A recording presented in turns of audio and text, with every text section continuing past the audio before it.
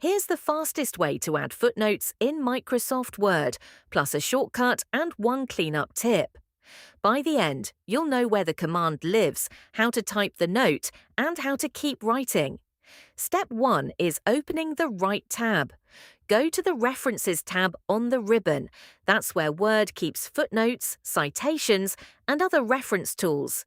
Then choose Insert Footnote from the ribbon. Now place the note and type.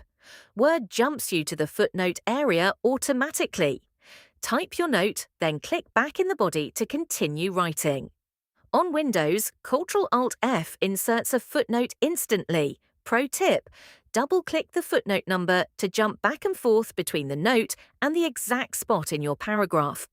If you're writing a paper, GenText helps with citations and bibliography inside Word, so your references stay organized while you work. GenText is a free Word add-in for citations, paraphrasing, and bibliography.